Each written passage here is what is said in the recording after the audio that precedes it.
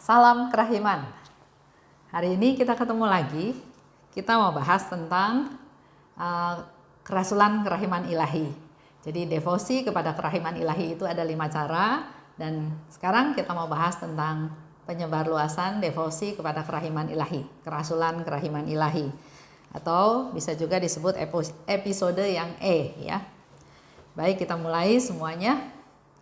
Dalam nama Bapa dan Putra dan Roh Kudus. Amin.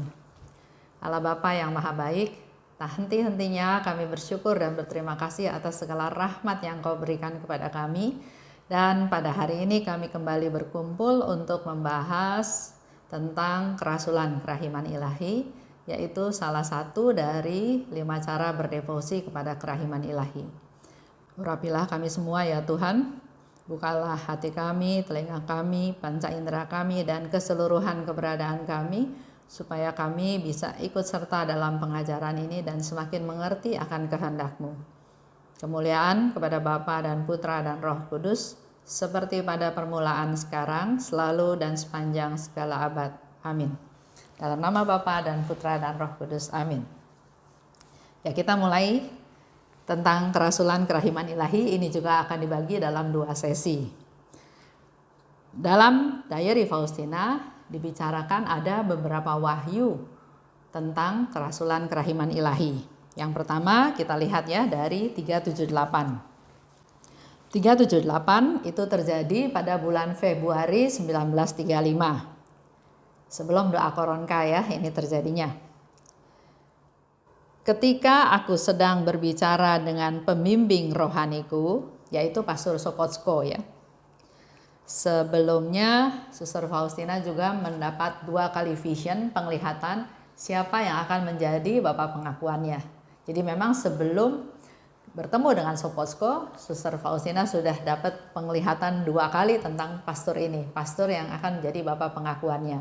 Nah, pada waktu sekarang mau diceritakan adalah pada waktu dia sedang berbicara dengan bapak pembimbingnya, aku mendapat suatu penglihatan batin yang lebih cepat dari kilat. Jadi seperti sesuatu yang terkelebat ya, sekelebat. Suster Faustina melihat, aku melihat jiwanya berada dalam penderitaan yang berat, seolah-olah dalam sakratul maut. Jadi bapak pengakuannya ini ada di dalam penderitaan yang sangat berat, seolah-olah dalam sakratul maut.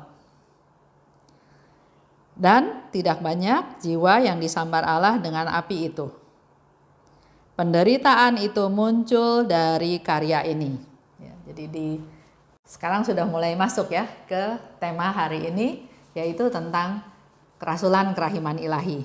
Dikatakan penderitaan itu muncul dari karya ini. Permintaan Tuhan untuk ada kongregasi, permintaan Tuhan untuk penyebar luasan kerahiman ilahi. Dikatakan lebih lanjut, akan tiba saatnya karya yang sangat dituntut oleh Allah ini akan terasa sungguh-sungguh hancur total. Ini nubuat dari Suster Faustina. Jadi karya ini sangat dituntut oleh Allah. Tapi pada saat yang sama Suster Faustina katakan karya ini akan serasa sungguh-sungguh hancur total. Dan kemudian Allah akan bertindak dengan kekuatannya yang besar yang akan membuktikan bahwa karya ini sungguh-sungguh karyanya. Tidak ada sesuatu pun yang bisa membuktikan bahwa ini bukan karya Allah. Ya, nanti kita lihat ceritanya, akan kita tahu dengan sangat jelas bahwa sungguh-sungguh ini adalah karya Allah. Karya ini akan menjadi suatu semarak baru bagi gereja, meskipun sudah lama sekali karya ini dimilikinya. Bahwa Allah itu Maha Rahim, tak seorang pun dapat menyangkalnya. Tetapi Ia menginginkan agar setiap orang mengetahui hal ini sebelum Ia datang kembali sebagai hakim. Ia ingin jiwa-jiwa mengenal Dia pertama-tama sebagai Raja Kerahiman. Ini suatu cerita, suatu gambaran yang diminta oleh Tuhan untuk kita semua umat manusia tahu siapa itu Tuhan. Ya. Lanjut ya. Apabila kemenangan ini tiba, kita sudah akan memasuki kehidupan baru, tempat tidak akan ada lagi penderitaan.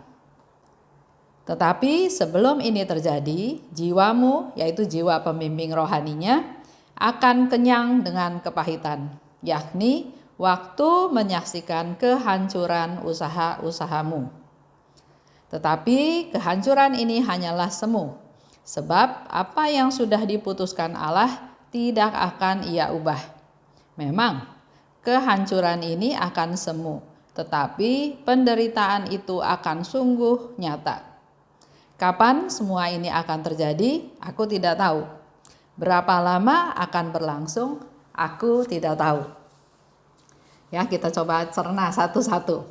Tadi sudah dikatakan penderitaan yang dilihat oleh Suster Faustina yang akan dialami oleh Bapak Pengakuan itu adalah berkaitan dengan karya ini. Dan nubuat Suster Faustina yang pertama dikatakan bahwa akan tiba saatnya karya yang sangat dituntut oleh Allah ini akan hancur total. Dan itu memang terjadi pada tahun 1959.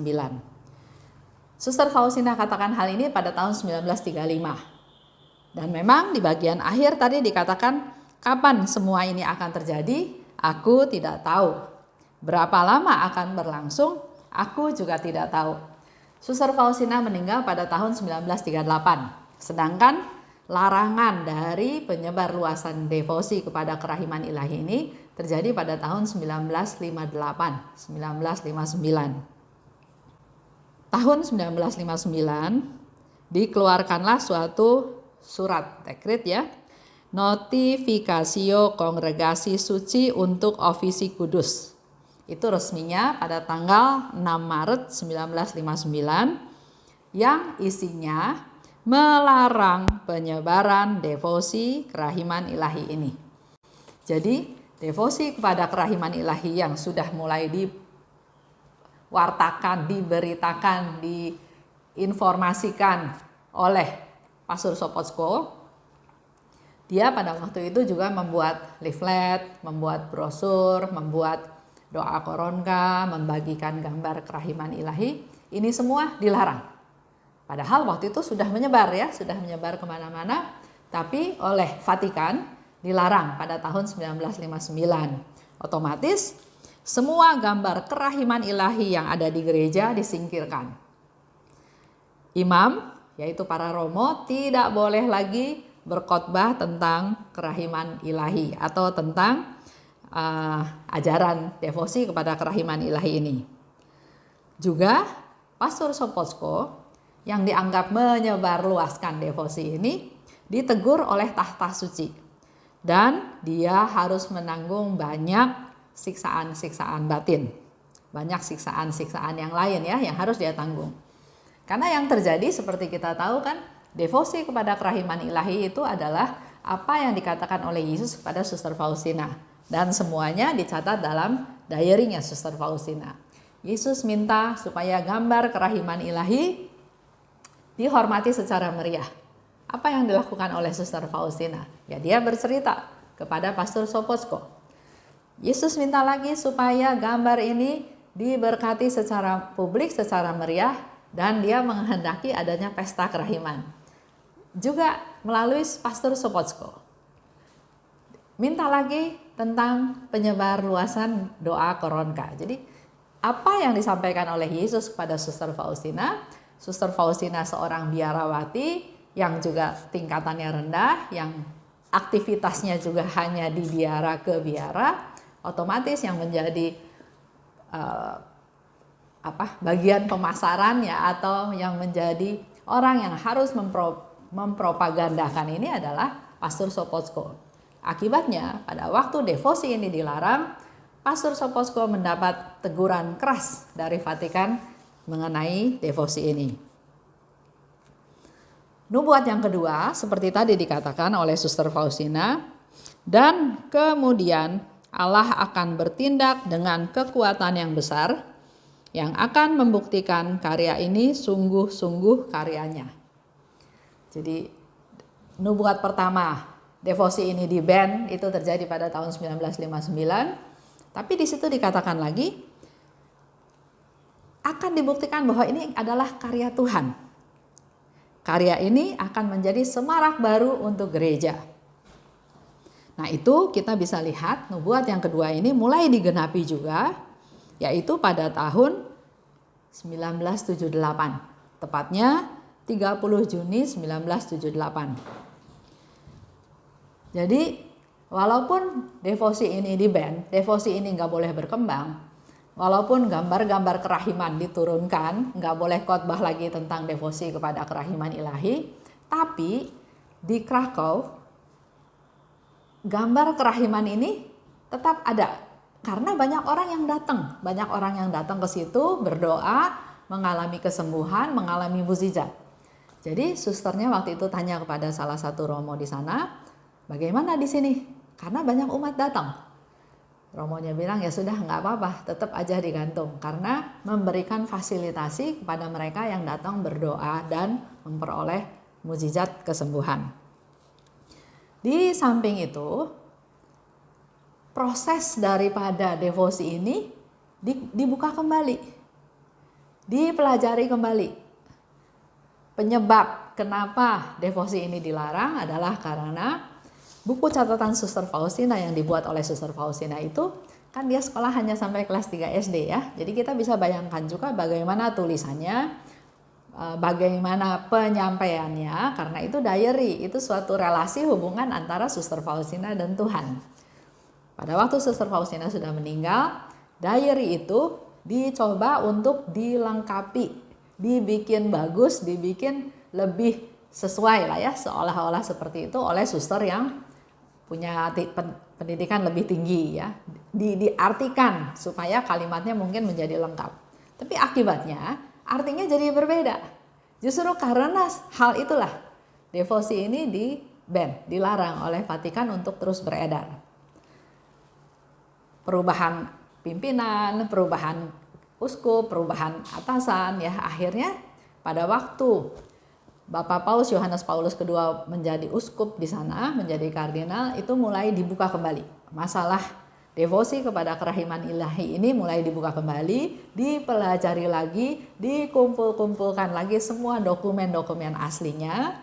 Akhirnya mereka mengambil satu kesimpulan bahwa yang dibuat atau dilengkapi oleh suster itu salah. Jadi setelah mengumpulkan surat-surat asli, maka pada tanggal 30 Juni 1978, jadi kira-kira hampir 20 tahun kemudian ya, Kongregasi Suci untuk Ajaran Iman menerbitkan suatu notifikasio. Tahta Suci menarik kembali larangan tahun 1959. Dengan demikian disimpulkan, tidak lagi ada halangan apapun untuk penyebarluasan devosi kepada kerahiman ilahi ini. Dan itu membuktikan nubuat daripada Suster Faustina yang kedua bahwa dikatakan Allah akan bertindak dengan kekuatan yang besar yang akan membuktikan karya ini sungguh-sungguh karyanya.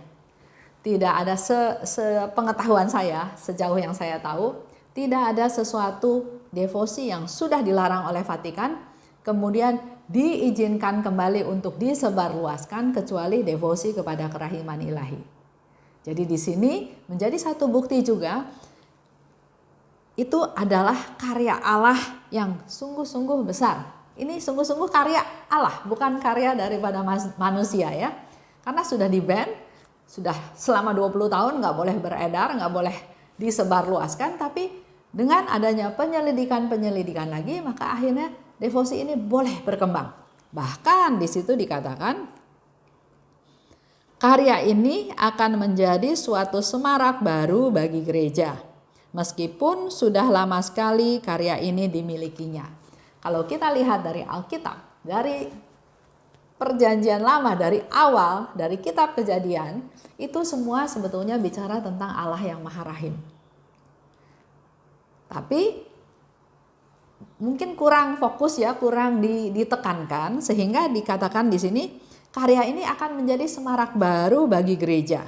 Padahal sudah ada, yaitu tentang Allah yang Maha Rahim. Jadi kerahiman Allah ini bukan sesuatu yang baru, sudah lama ada, tapi menjadi semarak baru bagi gereja. Saat ini devosi kepada kerahiman ilahi berkembang dengan kekuatan baru yang dahsyat ya, dan diiringi dengan perhatian dari para teolog. Tadinya mungkin acuh tak acuh. Sekarang banyak para teolog yang terus mempelajari devosi kepada kerahiman ilahi ini. Jadi kalau lihat benefitnya, dengan dilarang kemudian dibuka kembali menjadikan suatu daya tarik. Ada apa ini? Pasti ada sesuatu yang hebat, yang luar biasa, sehingga para teolog mempelajarinya. Banyak para teolog mempelajari tentang devosi kepada kerahiman ilahi ini. Kalau kita lihat sekarang, Bapak Ibu bisa datang ke setiap gereja, itu hampir semuanya ada gambar kerahiman ilahi. Ada yang dipasang di depan, ada yang dipasang di tengah altar, ada yang juga digabung atau bersamaan dengan pieta di bagian belakang gereja, ada yang dipasang di ruang adorasi, ada yang dipasang gambarnya di kapel, ada juga yang ditaruh di depan di pintu masuk gereja sebelum perayaan Ekaristi. Jadi setiap mau ada perayaan Ekaristi, gambar itu dipasang. Ada juga yang dipasang di samping, tapi kebanyakan ada gambar kerahiman ilahi. Bahkan ada juga yang dilukis di dinding, gambar kerahiman ilahi tersebut. Ukurannya beda-beda, ada yang besar, ada yang kecil, versinya juga beda-beda. Ada gambar yang persis seperti Suster Faustina lihat, ada juga gambar yang dibuat oleh pelukis Hila, ada juga versi yang banyak dipasang di Filipina. Kalau pergi ke Australia itu juga ada versi yang lain ya, banyak versi dari devosi dari gambar kerahiman ilahi itu. Lanjut ya. Bahwa Allah itu Maha Rahim, nggak ada satu orang juga yang menyangkal. Tapi di sini dikatakan Ia menginginkan agar setiap orang mengetahui hal ini sebelum Ia datang kembali sebagai hakim. Jadi Tuhan menghendaki kita, setiap manusia yang ada di dunia, bukan hanya devosan aja, tahu bahwa Allah itu Maha Rahim. Sebelum Ia datang kembali sebagai hakim, ya dikatakan. Jadi inilah masa kerahiman. Inilah saatnya kita memperkenalkan siapa itu Tuhan. Tuhan yang Maha Esa, Tuhan yang Maha Baik, Tuhan yang Maha Kuasa, Tuhan yang Maha Murah, banyak ya. Tapi yang Tuhan inginkan sebelum Dia datang sebagai hakim, Tuhan ingin dikenal sebagai Allah yang Maha Rahim. Jadi ini tugas-tugas kita semua, para devosan. Bukan hanya menikmati untuk diri sendiri, tapi kita punya PR, kita punya tugas untuk bagaimana semakin banyak orang tahu tentang Allah yang Maha Rahim. Ia ingin jiwa-jiwa mengenal Dia pertama-tama sebagai Raja Kerahiman. Sama seperti contoh saya ya. Orang kenal, oh itu Ibu Esther, itu mamahnya Alpha Beta Gamma, itu menantunya siapa, itu anaknya siapa. Ada beberapa predikat, tapi Tuhan dikenal sebagai Raja Kerahiman. Apabila kemenangan ini tiba, itu dikatakan ya, kita sudah akan memasuki kehidupan baru. Tempat tidak akan ada lagi penderitaan. Jadi sekarang adalah masa menyebarluaskan devosi kepada kerahiman ilahi ini kepada banyak orang. Masa di mana kita memberitahukan tentang Allah yang Maha Rahim. Dan kalau sudah semakin banyak orang tahu, kalau kemenangan ini sudah tiba, maka kita akan masuk ke kehidupan yang baru, yang dipenuhi dengan kerahiman Tuhan. Mengampuni, memperhatikan, mengasihi, murah hati, sabar, ya, semua sifat-sifat Allah disebarluaskan, dialami, dirasakan, dipraktekkan, maka tidak akan ada lagi penderitaan. Itu yang jadi target kita semua. Tapi sebelum ini terjadi, jiwa pembimbing rohaniku, kata Suster Faustina, yaitu Pastor Sopocko, akan kenyang dengan kepahitan, yaitu waktu menyaksikan kehancuran usaha-usaha devosi, penyebarluaskan devosi ini. Itu terjadi tahun 59. Pastor Sopocko masih ada, masih hidup ya. Jadi dia akan sangat sedih, sangat menderita karena dia menyaksikan kehancuran dari devosi ini. Tapi kehancuran ini hanyalah semu. Karena sementara 59 di ban, ditutup, tahun 78 boleh disebarluaskan lagi. Kehancurannya semu, tapi penderitaannya nyata. Dikatakan di situ kehancurannya semu, sebab ya ini penting, apa yang sudah diputuskan Allah tidak akan Ia ubah. Apa yang sudah diputuskan Allah tidak akan Dia ubah. Seperti di awal dikatakan ya, karya ini sangat dituntut oleh Allah, karena Allah ingin dikenal sebagai Raja Kerahiman. Jadi walaupun dilarang, walaupun terjadi kehancuran semu dalam tanda kutip, tapi dikatakan di sini apa yang sudah diputuskan Allah tidak akan Ia ubah. Begitu pula dengan masalah pengampunan, begitu pula dengan masalah karya keselamatan. Apa yang sudah diputuskan Allah, Allah ingin menyelamatkan kita semua dan itu akan terjadi. Nggak mungkin Dia tarik lagi. Hanya poinnya adalah kita memanfaatkan nggak waktu itu, saat itu ya. Jadi memang kehancurannya semu, tapi penderitaan yang dialami itu sangat-sangat nyata. Jadi pertanyaan Suster Faustina katakan, kapan terjadi? Tahun 59. Berapa lama terjadi? Ya kurang lebih 20 tahun, karena pada tahun 1978 sudah boleh diwartakan kembali, diberitakan kembali, disebarluaskan devosi kepada kerahiman ilahi ini. Allah telah menjanjikan rahmat yang besar, khususnya pada kita semua dan pada semua orang. Allah menjanjikan rahmat yang besar yang akan memaklumkan kerahimanku yang besar. Nah ini kita baca lanjutannya ya dari 378. Allah menjanjikan rahmat yang besar khususnya kepadamu dan kepada semua orang, yang akan memaklumkan kerahimanku yang besar. Jadi buat kita semua yang akan memaklumkan kerahiman Tuhan yang besar, maka pada saat mereka menghadapi ajal, aku sendiri akan melindungi mereka sebagai kemuliaanku sendiri. Baca sekali lagi ya, yang akan memaklumkan kerahimanku yang besar. Kalau kita semua mau memaklumkan, mewartakan, menyebarluaskan, mempraktekkan kerahiman Tuhan, maka pada saat kita menghadapi ajal, pada saat kita akan mati, dan memang suatu hari kita akan mati ya, dikatakan oleh Tuhan, aku sendiri akan melindungi mereka sebagai kemuliaanku sendiri. Kita akan dibela oleh Tuhan. Dan kalaupun dosa-dosa suatu jiwa tampak hitam seperti malam kelam, apabila pendosa itu berpaling kepada kerahimanku, ia akan mempersembahkan pujian yang paling besar kepadaku, dan ia merupakan mahkota kemuliaan untuk sengsaraku.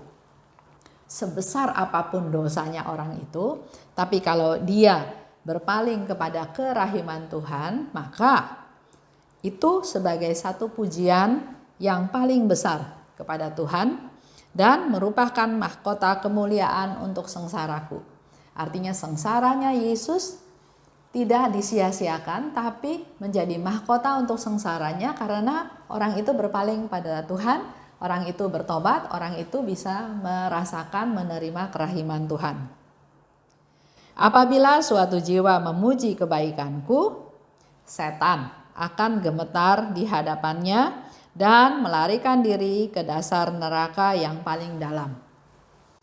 Jadi di 378 ini sudah juga disebutkan janji-janji Tuhan kalau kita menyebarluaskan kerahiman Tuhan, kalau kita mewartakan kerahiman Tuhan, kalau kita memberitahukan kerahiman Tuhan sehingga banyak orang mengetahui kerahiman Tuhan, karena Tuhan mau dikenal sebagai Raja Kerahiman. Ya. Saya coba ulang sedikit lagi tentang janji-janjinya Tuhan. Yang memaklumkan kerahimanku pada saat ajal kita, Dia akan membela kita sebagai kemuliaannya sendiri. Dan kalau dosanya hitam seberat apapun, kalau kita berpaling pada kerahiman Tuhan, maka itu menjadi suatu mahkota bagi sengsaranya. Ya, itu menjadi suatu pujian yang paling besar kepada Tuhan. Dan kalau kita memuji-muji kebaikan Tuhan, memuji kerahiman Tuhan, maka otomatis setan-setan akan takut, akan gemetar, dan akan melarikan diri. Jadi kita nggak mungkin dikuasai setan atau diganggu setan.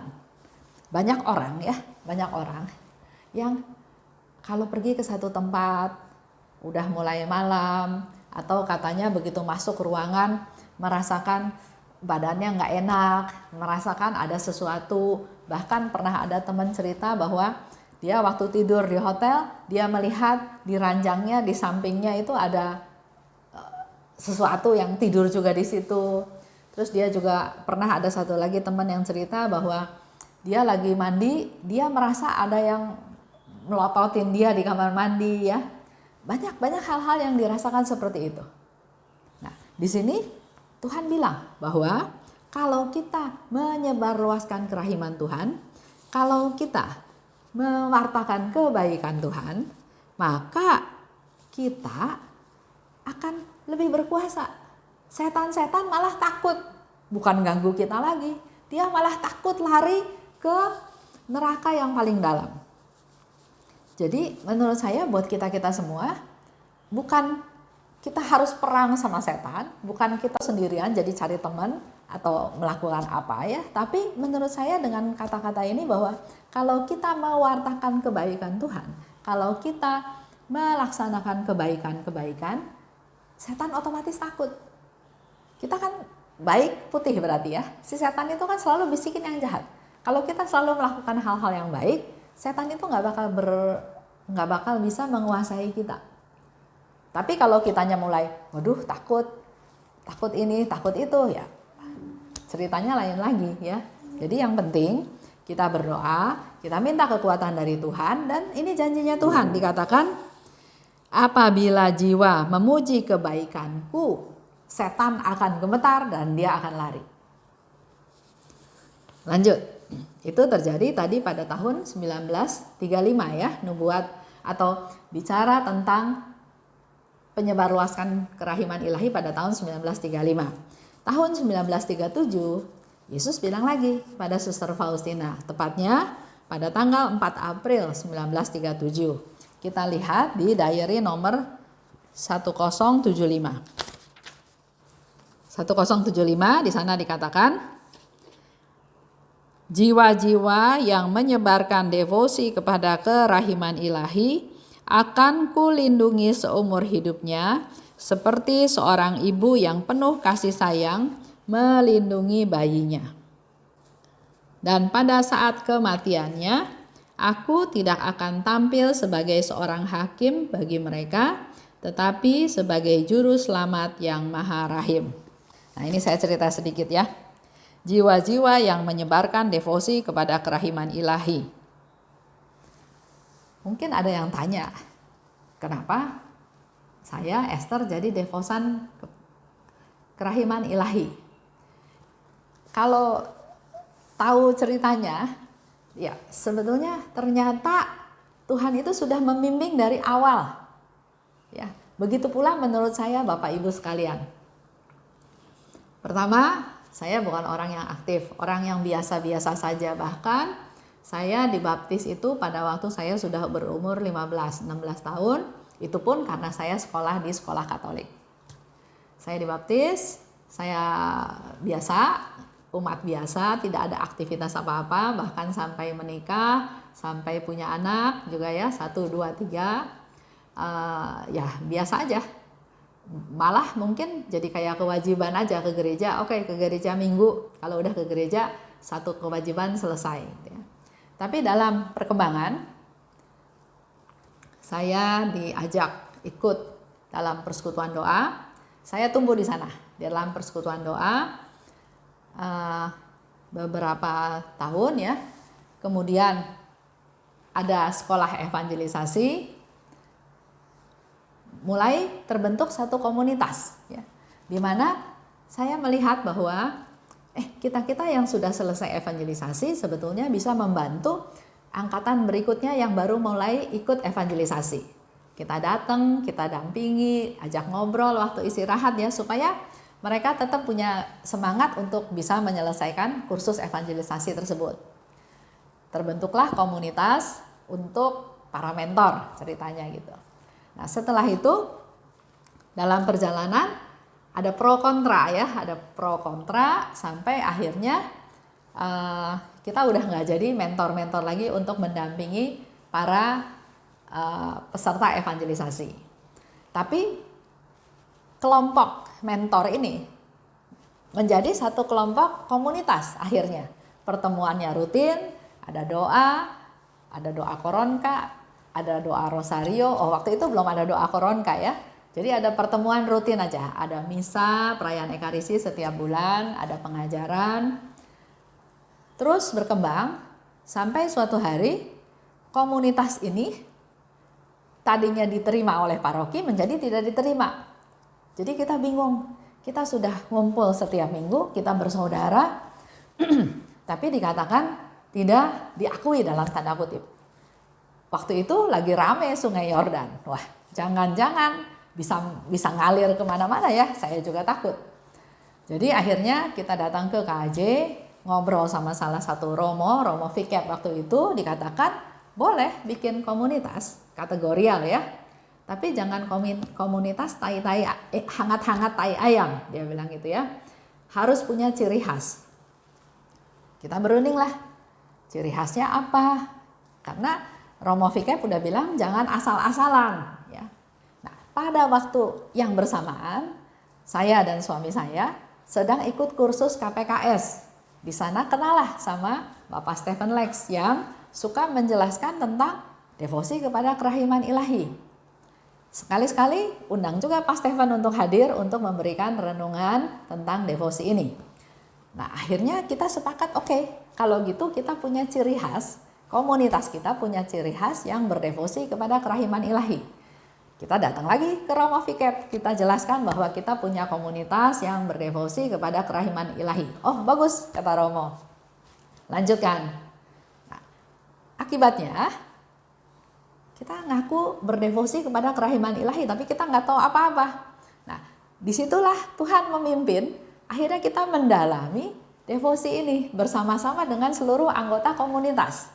Mulai ada pembahasan tentang diary. Mulai ada pertemuan rutin doa koronka, ditambah lagi dengan adanya doa syafaat dan seterusnya sampai sekarang. Jadi kalau dilihat, Tuhan itu sebetulnya sudah menuntun kita melalui jatuh bangun, melalui penerimaan, melalui penolakan. Tuhan itu sudah tuntun kita. Begitu pula dengan Bapak Ibu yang sekarang sedang mendengarkan tentang devosi kepada kerahiman ilahi. Perlu kepekaan, buka hati. Jangan menolak, jangan membantah, jangan menentang, tapi ikutin aja aliran sungainya Tuhan bawa kita ke mana. Itu cerita sedikit tentang kenapa kami semua menjadi devosan kepada kerahiman ilahi. Ya, di sana makin berkembang, kita bikin seminar, diundang kasih seminar, bikin barang-barang rohani untuk supaya penyebar luasan. Untuk memancing orang bertanya. Jadi bukan hanya komunitas berdevosi kepada kerahiman ilahi, bukan hanya intern, doa koronka atau mengadakan pesta kerahiman, tapi juga mulai menyebarluaskan dengan cara membuat gambar. Gambar itu dibagikan pada waktu pertemuan di lingkungan misalnya ya. Atau adakan seminar devosi kepada kerahiman ilahi dengan tema-tema tertentu. Adakan retret, ya banyak hal yang kita lakukan supaya semakin banyak orang tahu tentang devosi kepada kerahiman ilahi. Itu salah satu yang kami lakukan ya. Lanjut ya. Dikatakan kalau kita menyebarluaskan devosi kepada kerahiman ilahi, maka Tuhan akan lindungi kita seumur hidup kita semua, seperti seorang ibu yang penuh kasih sayang melindungi bayinya. Bapak Ibu bisa bayangkan ya, kita ini bayi ada di pelukan seorang ibu yang sangat penuh belas kasih. Itulah yang Tuhan Yesus janjikan kepada kita semua para devosan kerahiman yang menyebarluaskan kerahiman ilahi. Nah, saya kenapa bilang menyebarluaskan? Karena ada juga yang devosan yang hanya untuk diri sendiri. Pernah saya ketemu sama seorang ibu, saya ngobrol tentang doa koronka, dia katakan, oh saya sudah doa koronka sejak 20 tahun yang lalu.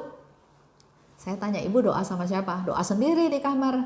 Terus apa yang dilakukan untuk menyebarluaskan? Enggak, saya buat doa sendiri aja. Kalau saya berdoa, saya merasa tenang, saya merasa Tuhan dekat sama saya. Nah, ini belum jadi devosan kerahiman ilahi yang menyebarluaskan, karena devosan itu harus juga menjadi pewarta, menyebarluaskan devosi kepada kerahiman ilahi ini kepada orang lain. Jadi bukan hanya untuk dinikmati oleh diri sendiri.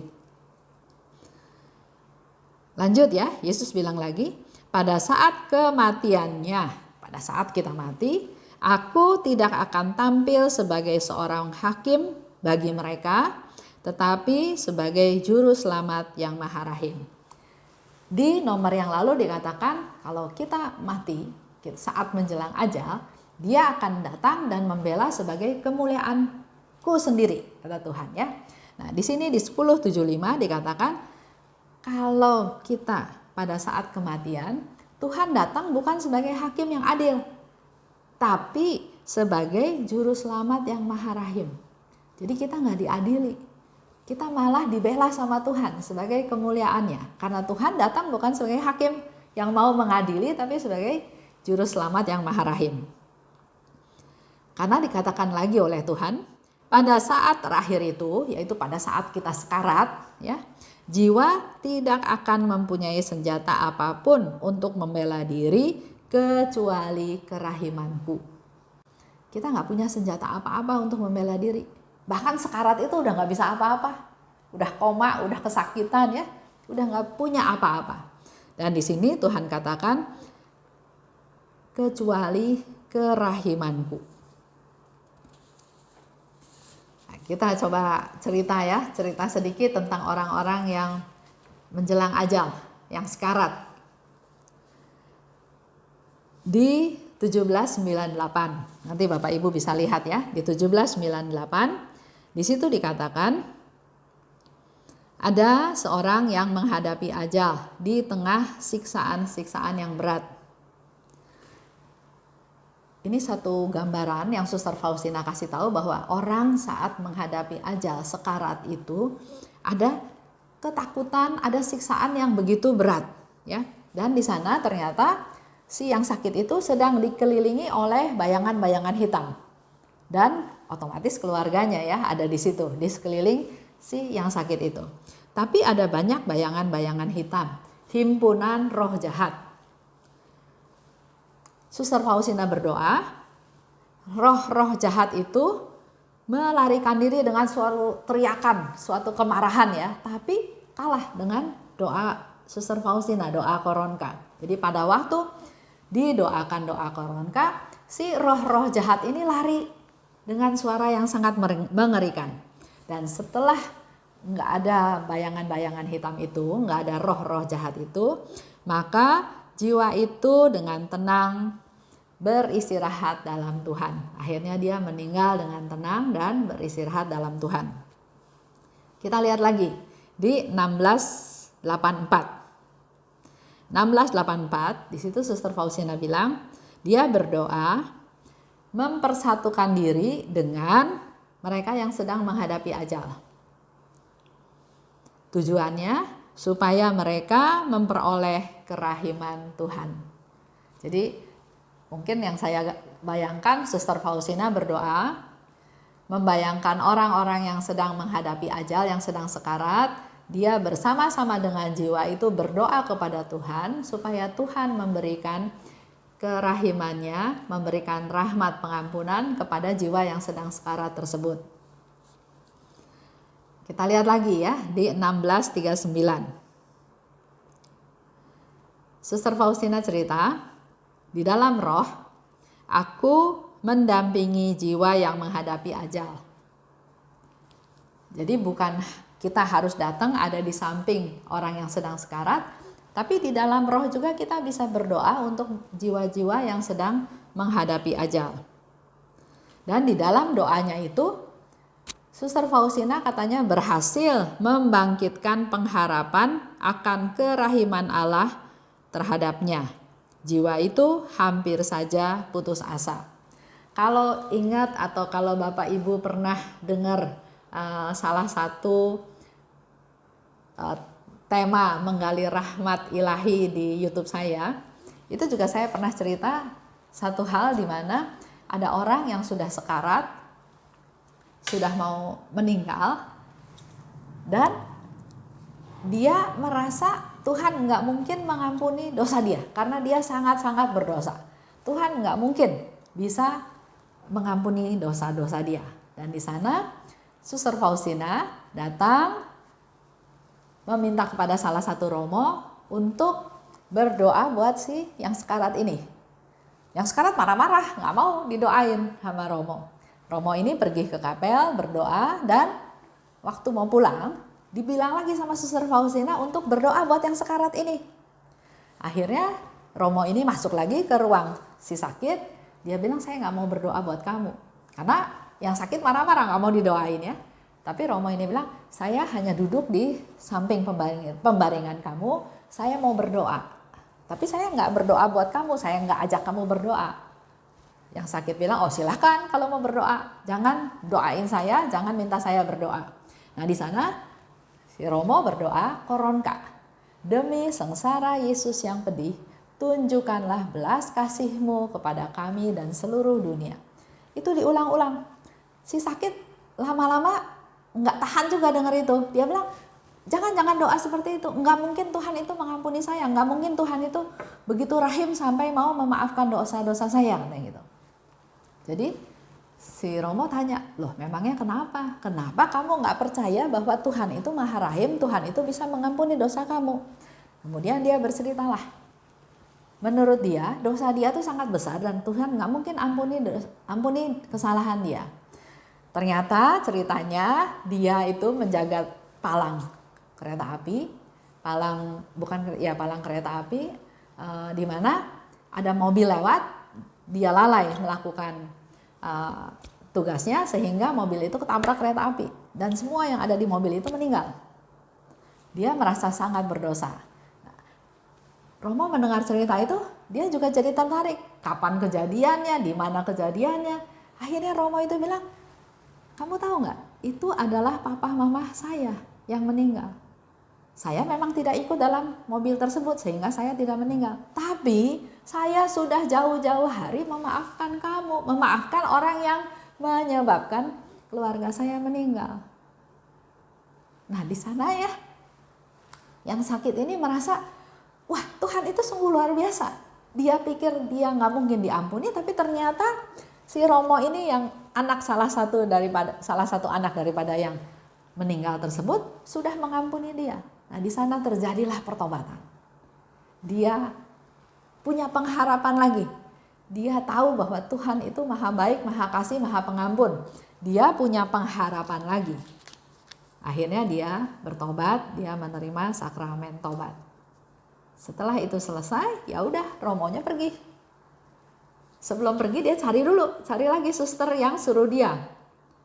Ternyata cari, nggak ada suster. Bahkan suster rumah sakit itu bilang, di sini nggak ada biarawati. Di sini semua suster-suster yang mengurus orang sakit. Nggak ada suster biarawati.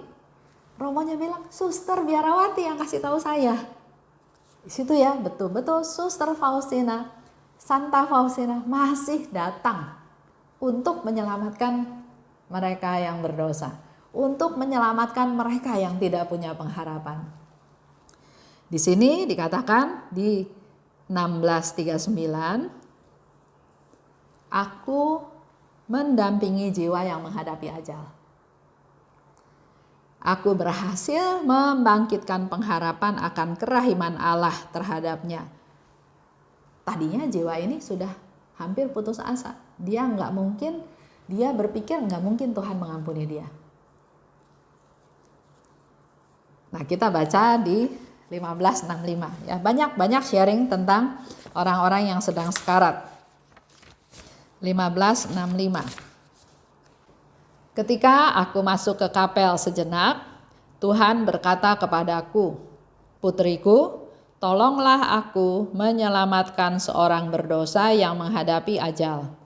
Daraslah bagi dia koronka yang telah kuajarkan kepadamu."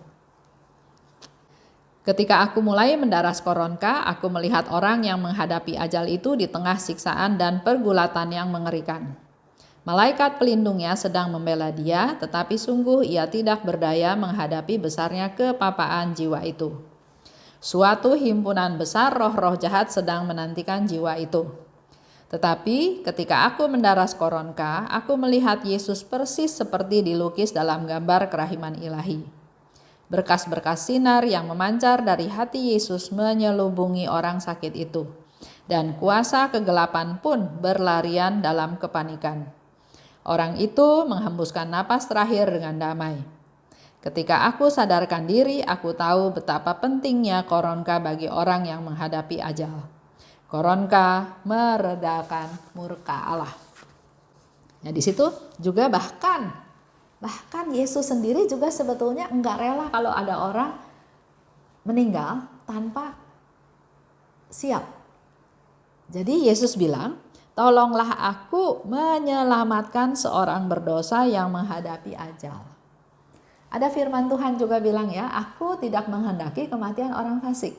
Artinya kita perlu banyak berdoa untuk mereka-mereka yang sekarat, supaya pada waktu mereka meninggal mereka sudah siap. Jangan sampai mereka nggak siap.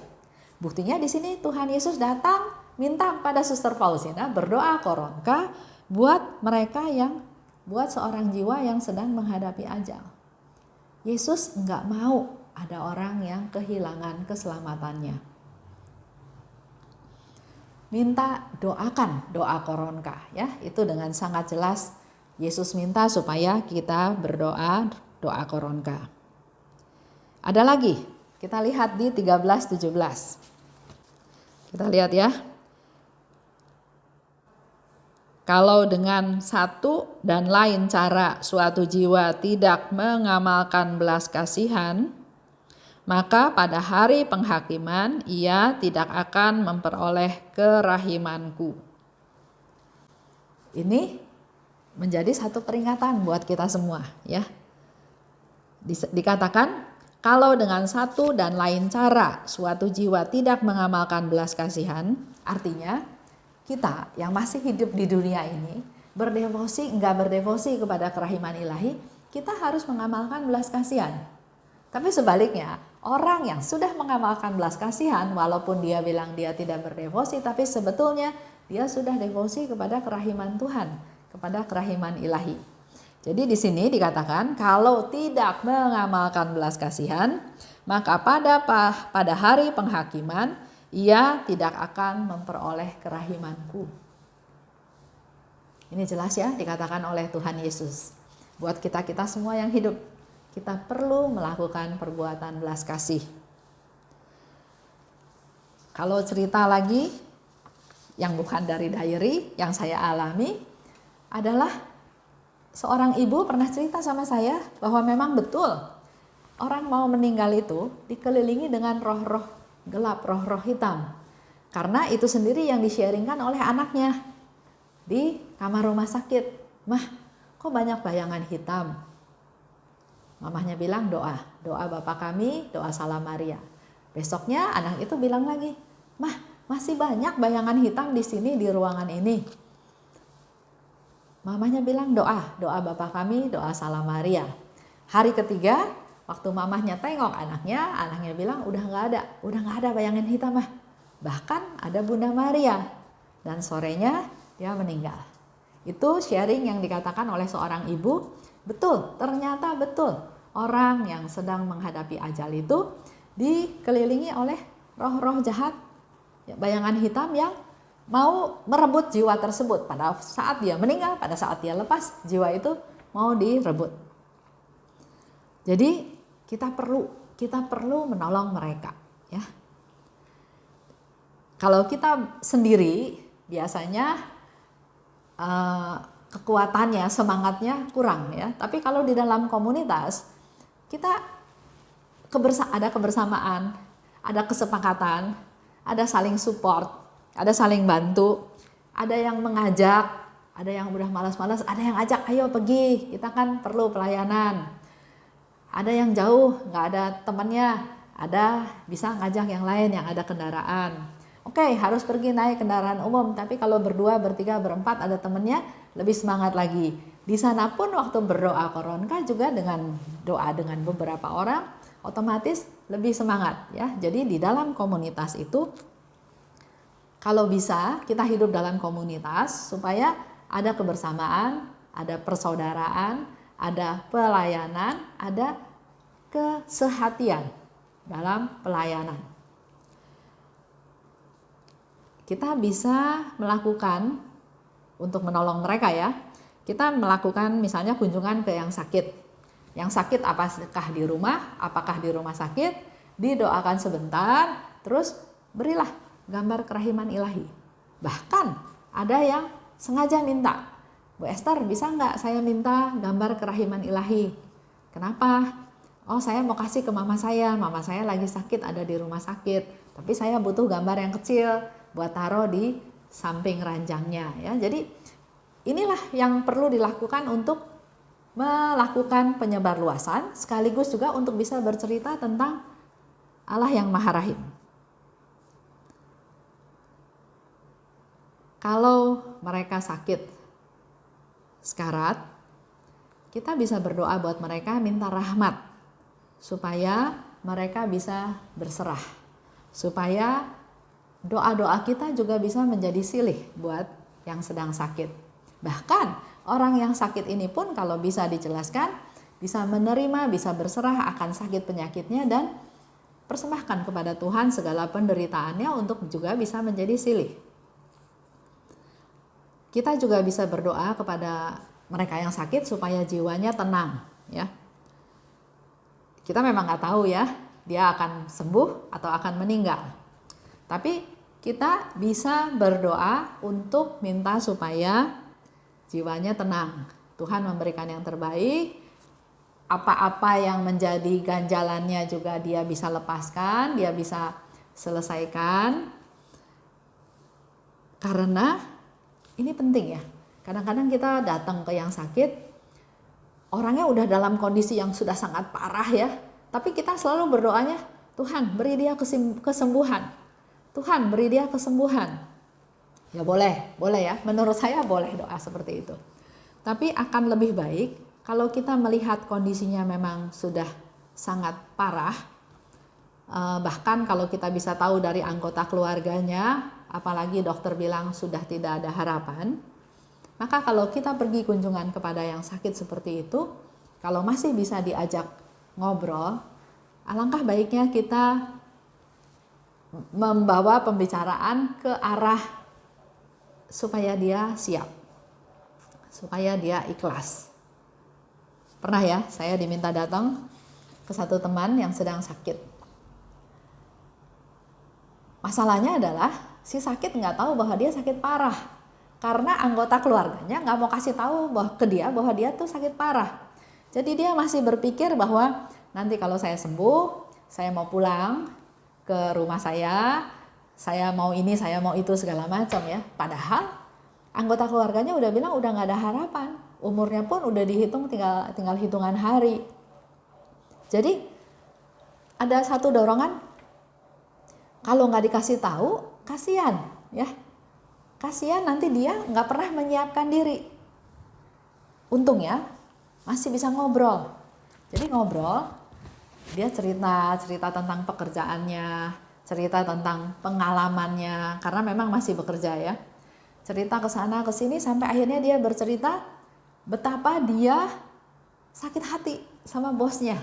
Karena bosnya itu suka ngomong kasar ke dia, ya. Cuma saya bercanda, kalau udah bosnya jahat, bosnya ngomong kasar, ternyata ya kebutuhan hidup dengan gaji yang cukup, ya akhirnya dia jalanin terus pekerjaan tersebut. Walaupun secara batin dia nggak nyaman sama sekali. Karena kalau lagi marah itu, bos itu bisa ngomong kebun binatang. Walaupun sudah puluhan tahun, tetap rasanya nggak enak. Dan itu tanpa dia sadari, itu membebani dia. Ya, jadi karena kebetulan dia masih bisa ngobrol dan saya tahu kondisinya itu, saya beraniin diri. Saya tanya, pernah terima sakramen tobat enggak? Oh enggak, udah lama, saya nggak mau terima gini gitu ya. Percuma. Saya coba bujuk dia, saya coba tetap minta supaya udah di sini aja, nanti panggil pastor supaya pastor memberikan sakramen tobat. Jadi unek-unek kamu juga kamu keluarin supaya plong, supaya enak, supaya lepas gitu ya. Tapi karena keluarganya nggak kasih tahu bahwa dia sudah sakit parah, jadi dia bilang enggak, nanti aja. Kalau saya sudah sehat, saya baru mau pergi ketemu sama Romo. Tapi romonya pun saya mau pilih, nggak mau romo sembarangan, saya mau pilih romo yang satu aja. Karena romo yang lain itu kasih saya waktu saya terima sakramen tobat, malah ngomelin saya, malah marahin saya. Jadi saya nggak mau lagi ke sana katanya gitu ya. Aduh, saya bagaimana ya membuat dia mau menerima sakramen tobat. Tapi karena anaknya bilang mamahnya nggak boleh tahu bahwa dia sakit berat, ya sudah. Waktu saya mau pulang, saya cuma bilang ya sudah, kalau belum mau terima sakramen tobat, ya kamu tetap berdoa, kamu minta ampun buat diri kamu sendiri karena kamu pasti salah. Kalau dimarahin sama bos ya kemungkinan kamu salah. Tapi kamu juga berdoa supaya kamu bisa mengampuni si bos itu. Supaya bos itu bisa merubah sikapnya, jangan ngomong kasar lagi. Karena kalau dia menyakiti kamu, berarti si bos ini juga menyakiti teman-teman karyawan kamu yang lain. Nah, cuma waktu mau pulang, ya saya bilang sama anaknya, harus dikasih tahu. Karena kalau nggak dikasih tahu, nanti kamu yang salah loh. Karena saya anggapannya gini, kita sudah orang ya, sudah sakit sekarat, kan nggak langsung meninggal. Tuhan masih kasih waktu sehari, ada yang 3 hari, ada yang 1 minggu ya dalam keadaan sekarat seperti itu. Kalau saya lihatnya, Tuhan itu memberi kesempatan kepada dia untuk menyiapkan diri. Dan kesiapan ini dia udah gak bisa lakukan sendiri, perlu dibantu oleh orang-orang sekitar. Orang yang datang, orang yang jenguk, selain berdoa tapi juga memberikan masukan kepada dia supaya dia siap. Jadi jangan doa asal aja, Tuhan pokoknya kasih yang terbaik, sembuh lagi, kembali ke rumah. Ya boleh, kembali lagi boleh berdoa seperti itu. Tapi contoh teman saya ini, dia jadi salah paham. Dia nggak merasa dia mau pulang, dia merasa dia akan sembuh dalam beberapa hari.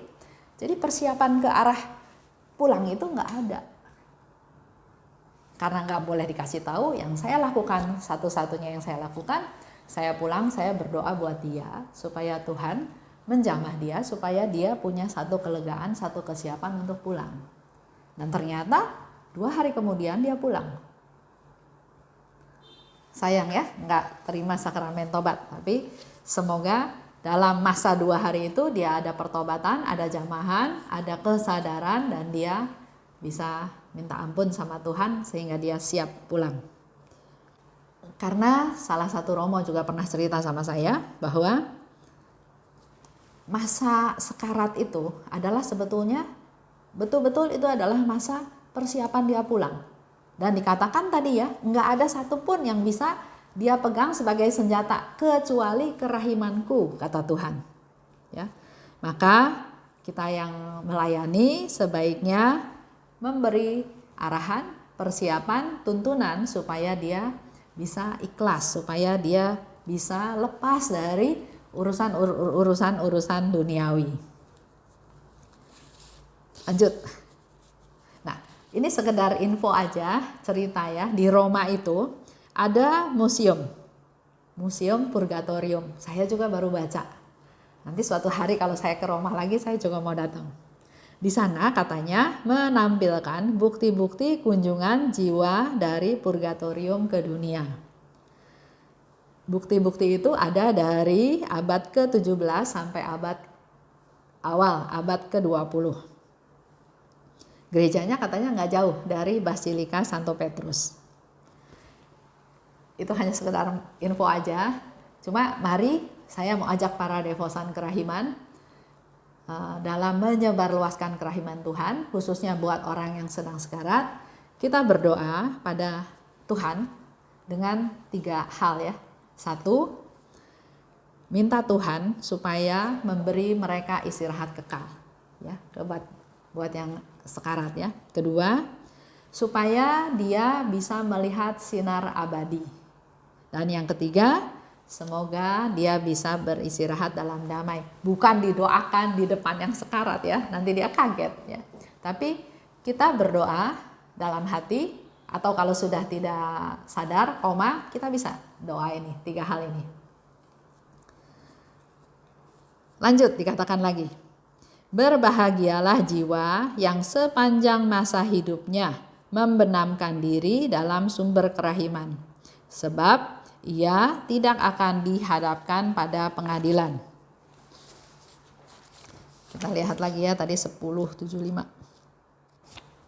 Berbahagialah jiwa yang sepanjang masa hidupnya membenamkan diri dalam sumber kerahiman, sebab ia tidak akan dihadapkan pada pengadilan. Mari Bapak Ibu, saya ajak kita semua untuk selalu membenamkan diri dalam sumber kerahiman. Kita lihat nomor 163, kita belajar dari Suster Faustina yang mau minta kepada Tuhan supaya keseluruhan dirinya, tubuhnya, hidupnya dipenuhi dengan kerahiman Tuhan. Di situ Suster Faustina minta kepada Tritunggal Maha Kudus supaya diriku sepenuhnya diubah menjadi kerahiman-Mu, menjadi pantulan-Mu yang hidup. Dia minta supaya matanya penuh belas kasihan, tidak pernah curiga atau menilai orang atas dasar penampilan, tapi melihat apa yang indah dalam jiwa sesama dan siap menolong mereka. Minta Tuhan juga supaya telingaku penuh dengan belas kasihan, supaya bisa memberi perhatian kepada yang dibutuhkan oleh sesamaku dan tidak bersikap acuh tak acuh terhadap penderitaan mereka. Minta juga supaya lidahku dipenuhi dengan belas kasihan, supaya enggak pernah berbicara jelek tentang sesamaku, tapi sebaliknya mengucapkan kata-kata penghiburan dan pengampunan. Minta Tuhan juga supaya tangan kita ini penuh dengan belas kasihan, penuh dengan perbuatan baik, dan menanggung sendiri tugas-tugas yang sulit dan berat. Minta juga supaya kakiku penuh belas kasihan, sehingga aku dapat bergegas menolong sesamaku dengan mengalahkan kelelahan dan keletihanku sendiri. Minta juga kepada Tuhan supaya hatiku penuh belas kasihan, dapat merasakan semua penderitaan sesamaku, bersikap tulus kepada mereka yang tahu juga kalau mereka menyalahgunakan kebaikanku. Aku akan menanggung penderitaanku sendiri dengan berdiam diri. Itu yang Suster Faustina minta, supaya seluruh keberadaannya, mulai dari mata, mulut, telinga, tangan, kaki, hati, pikiran, semuanya dipenuhi oleh kerahiman Tuhan. Seperti yang dikatakan tadi oleh Tuhan bahwa berbahagialah jiwa yang sepanjang hidupnya membenamkan diri dalam sumber kerahiman. Kalau kita ada dalam sumber kerahiman, kita melakukan kerahiman-kerahiman Tuhan, otomatis kita tidak akan dihadapkan pada pengadilan. Itu aja bicara tentang kerasulan kerahiman ilahi bagian pertama. Minggu depan kita lanjut dengan bagian kedua. Terima kasih, kita tutup ya dengan doa penutup. Dalam nama Bapa dan Putra dan Roh Kudus, amin. Allah Bapa yang Maha Baik, terima kasih Bapa atas pengajaran pada hari ini tentang kerasulan kerahiman ilahi, di mana Engkau sangat ingin supaya devosi kepada kerahiman ilahi ini diketahui oleh setiap orang yang ada di dunia ini. Karena Engkau ingin dikenal sebagai Raja Kerahiman. Mampukan kami Tuhan, anak-anak-Mu yang sudah Engkau pilih sebagai devosan kerahiman untuk bisa mewartakan, memberitakan, menyebarluaskan devosi ini agar kerahiman-Mu bisa diketahui, bisa dialami, dan juga semakin banyak orang yang akan memuliakan kerahiman-Mu. Urapi kami Tuhan, keluarga kami, agar kami boleh menjadi devosan kerahiman ilahi yang berguna untuk orang-orang di sekitar kami. Kemuliaan kepada Bapa dan Putra dan Roh Kudus, seperti pada permulaan, sekarang, selalu, dan sepanjang segala abad. Amin. Dalam nama Bapa dan Putra dan Roh Kudus. Amin. Salam kerahiman.